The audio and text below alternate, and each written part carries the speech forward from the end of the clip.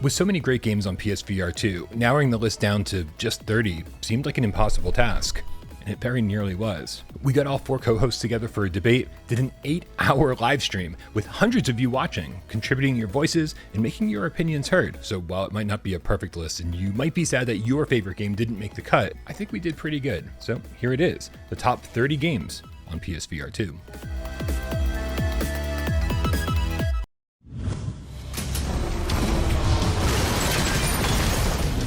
Crossfire Sierra Squad is a high-octane, big-budget co-op shooter with dozens of weapons and attachments that have some of the best haptics and adaptive triggers. It's a full locomotion arcade shooter that has an optional realism mode, manual reloading, loads of missions, and insane fights versus bosses, tanks, and choppers. Let's go!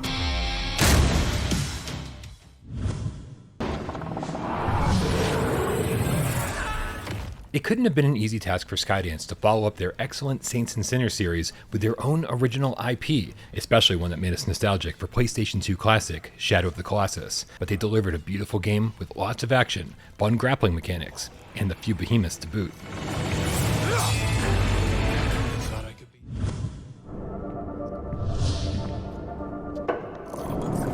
When Firewall Ultra failed to become the de facto next-gen PvP shooter for PSVR2, Ghosts of Tabor swooped in, offering up combat on a much bigger scale than we'd seen before. The maps are huge, the risks are real, and the challenge is insane. Tabor is daunting to get into, but once you give it a shot, you'll be hooked.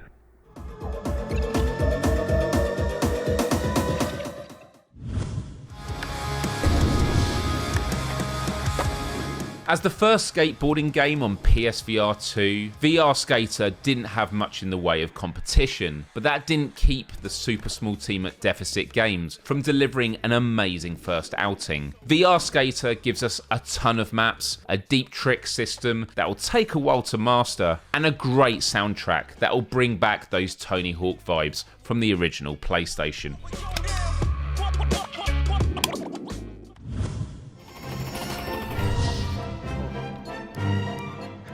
Easily the best social multiplayer shooter, Pavlov's combination of great game modes and seamless session joining make it extremely fun to jump in and embrace the chaos. There's some familiar modes to that of Call of Duty, Battlefield, and Counter-Strike, as well as some more unique and hilarious ones like the social deduction of TTT, the thrill of humans versus predator-like aliens, or hiding as a random object on the map.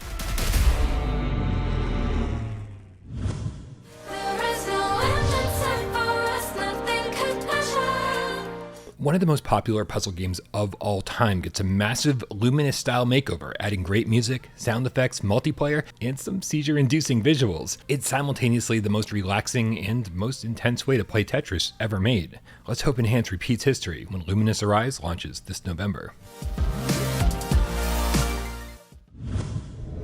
I'm scared I'll recognize people I know.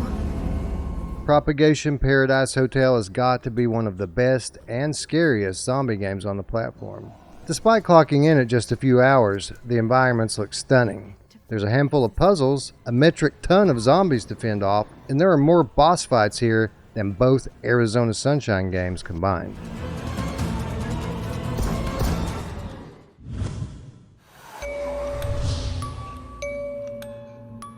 It's a little too easy to get distracted by all the jank in Phasmophobia, and that's the only thing keeping it from ranking higher on this list. But whether you choose to go in alone, not me, or with a full team of investigators, Phasmo gives you a ton of ghosts to hunt, evidence to decipher, and the game keeps getting better and better, adding new maps, new devices, and new challenges with every update.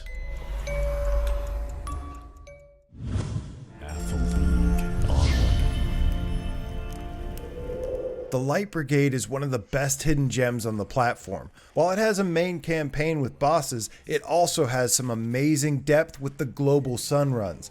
It's a procedurally generated roguelike mode where you can unlock a deep level of classes, weapons, magic items, and more. The shooting feels visceral, but it's the art style, the amazing atmosphere, and the light versus darkness theme that really add to its creative prowess. Into the Valley of Death.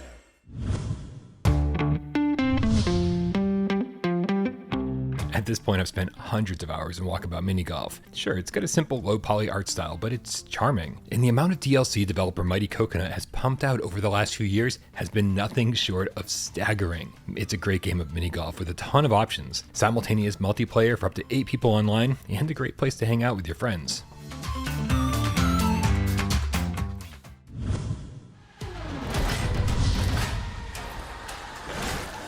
It might have the look of Doom, but the real appeal of Hellsweeper is the moveset ripped straight out of Devil May Cry. Just like Mixed Realm's previous games, you'll be doing wall runs, double jumps, backflips, and firing at enemies upside down in slow motion bullet time. But this time around, it's all wrapped up in a roguelike with a ton of customizable abilities, perks, and even better, 3-player co-op.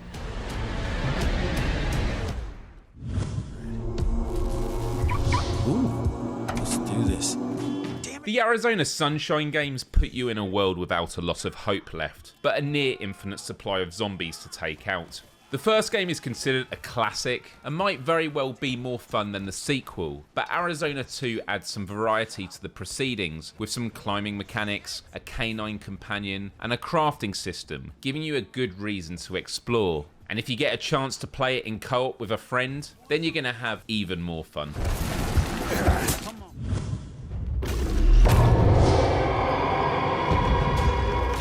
Containing a full 15 to 20 hour campaign, plus a fun platinum, Song in the Smoke is a prehistoric VR survival adventure with hands down the most fun and immersive crafting mechanics. Banging rocks together, sharpening tools and weapons for survival, and braving the wilderness throughout the massive and mysterious terrain makes for a great challenge and an exciting escape.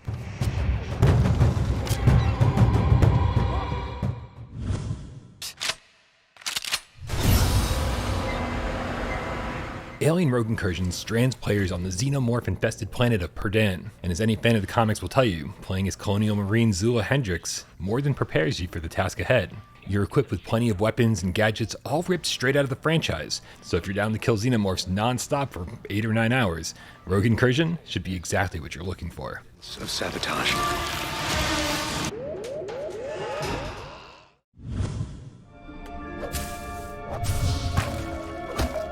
According to Brian, Ancient Dungeon is one of the most addictive roguelikes on the platform. The voxel art environments look stunning in high res, with the PSVR2's OLED panels making the darkness of the dungeons envelop you. Combat is fun, the soundtrack epic, and the risk-reward mechanics are everything you would want from a roguelike. Plus, the new multiplayer mode, new alternate levels, new unlocks, and new mage class all make this a game worth coming back to again and again.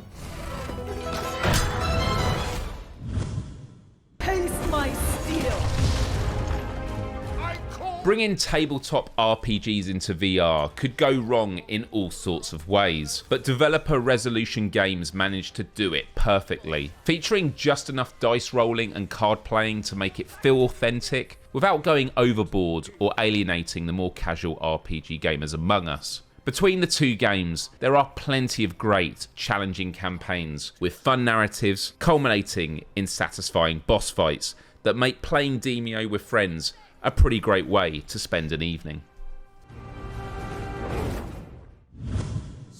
Machines attack this settlement. Machines don't attack settlements. Horizon Call of the Mountain is one of the most stunning looking games built for VR, and it really doubles down on the unique features that PSVR2 has to offer as well. There are some epic cinematic moments with stunning vistas and massive machines towering over you, and once you craft and master the tools, the climbing becomes really fun and intuitive.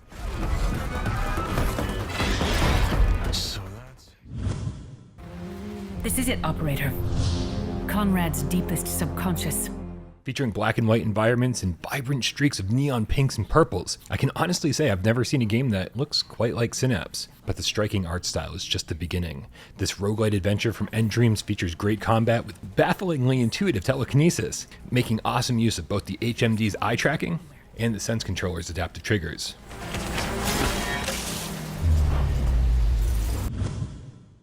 Please, just let Yana be alright. What was that? Metro Awakening sees Vertigo Games leveling up with an even more VRAF offering than any of their previous projects. Headlamps and door batteries need to be charged manually with a crank. Radiation masks need to be wiped clean. Filters need to be replaced, really making you feel like you're down in those metro tunnels. Beyond that, there's a great story that's delivered almost walking sim style, and a ton of enemies to dispatch as you progress. To prevent something worse.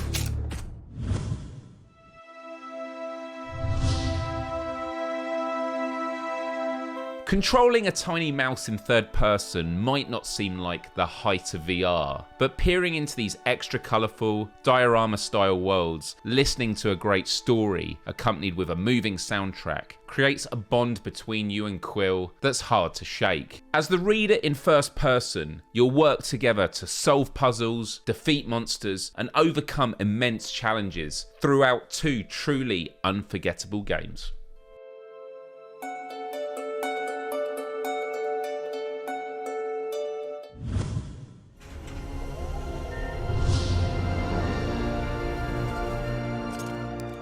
You may have heard the phrase, "Does it look red matter too good?" That's because the developers at Vertical Robot have created the sharpest looking game on the platform and didn't spare any of the detail either. The Red Matter series is a thrilling story-driven sci-fi puzzle adventure set in a dystopian Cold War and is a technical marvel. From stunning environments to impressive physics-based interactions and haptics, it's a fun and essential thrill ride that you need to explore. I can't control it.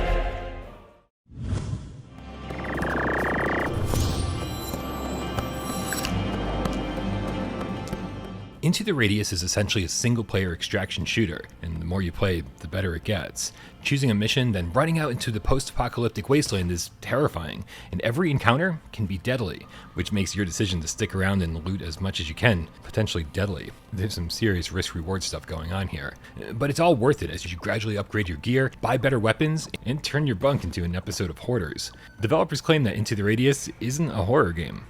I disagree.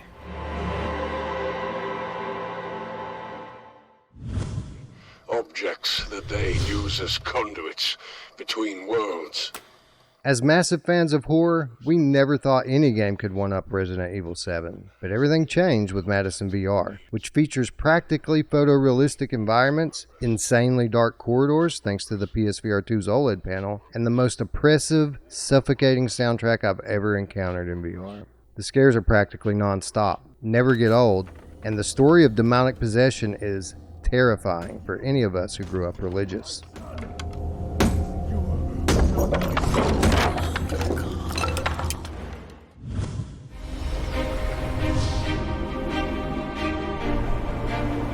The fact that Arcane Age is getting more love here than Behemoth, Alien, or even Metro proves just how much the small team at Vitruvius VR understands game design. They made a stunningly beautiful world packed with collectibles, enemies, and blueprints that let you craft completely customizable weapons to take them out with. Exploration is satisfying, the puzzles are great, climbing with the wrist-mounted picks makes climbing and platforming actually fun, and the combat is some of the most enjoyable we've seen in VR yet. Oh, and did I not tell you, it sold big.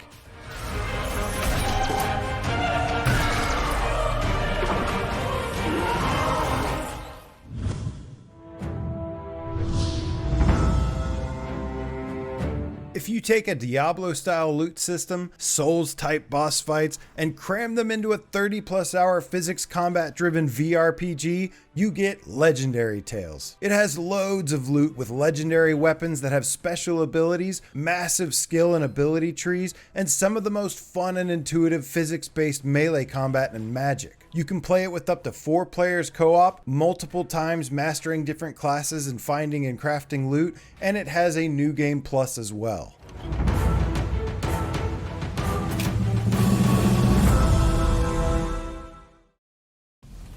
As painful as it was to cut some of our favorites from the list, we did want to give a shout out to a few honorable mentions that didn't quite make the cut. Specifically, first-person shooter Vertigo 2, beautiful underwater exploration game Subside, 3D jigsaw simulator Puzzling Places, roller coaster rail shooter Switchback, and Star Wars Tales from the Galaxy's Edge. All of these are great games and shouldn't get overlooked.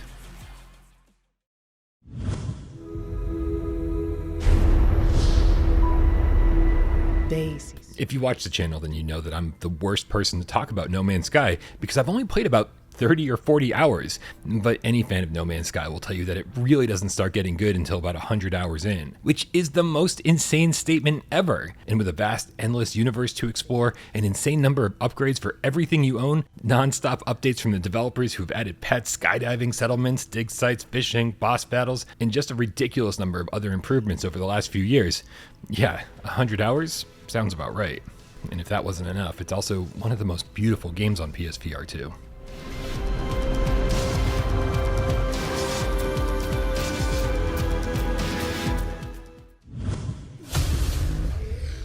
Now that the dead live forever. There's a reason why the Walking Dead Saints and Sinners series is held in such high regard amongst VR gamers, and it has almost nothing to do with the IP they're attached to. Skydance has managed to make a game where just existing in the zombie-infested post-apocalyptic wasteland is just as much fun, or possibly even more so, as progressing through the campaign story and taking down each mission. And while the first game received an excellent PSVR2 port, Chapter 2 Retribution is where the visuals go from great to stunning. Oh, and you get a chainsaw.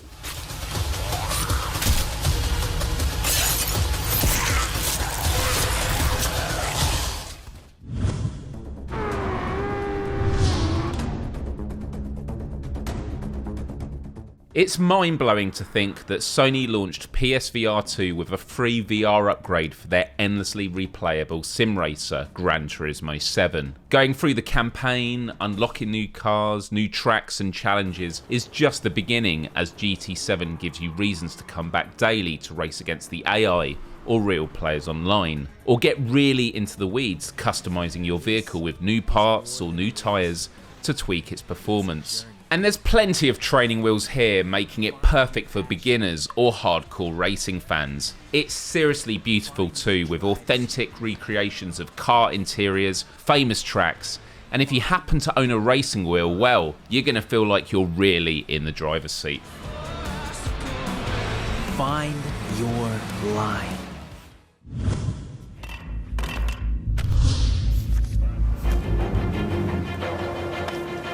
Hitman on PSVR 2 is simply the definitive VR version of the World of Assassination trilogy. You get not only one, but 3 AAA games completely retooled for dual-handed gesture-based controls and interactions.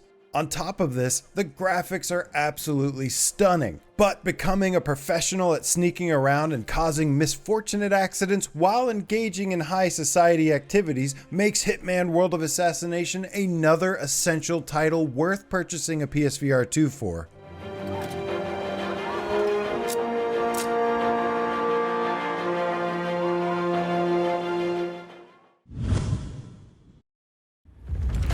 Here we go.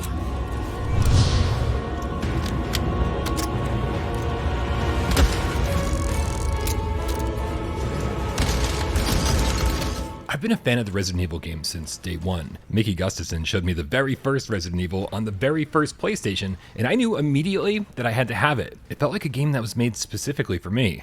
Fast forward 30 years and Resident Evil continues to be a series made specifically for me, with some insanely scary moments, over-the-top boss fights, fun progression systems, and of course, PSVR 2 support for both Village and RE4 Remake. The VR versions of these titles not only embody everything we want from a hybrid game, like a full-length campaign and AAA production values, but most importantly, send the immersion through the roof. And I don't just mean by putting the player inside the game like every VR game does. I mean by utilizing headset haptics and advanced controller haptics, adaptive trigger support, and the dark blacks from the OLED panels, making the PSVR 2 mode the best and scariest way to play these games anywhere.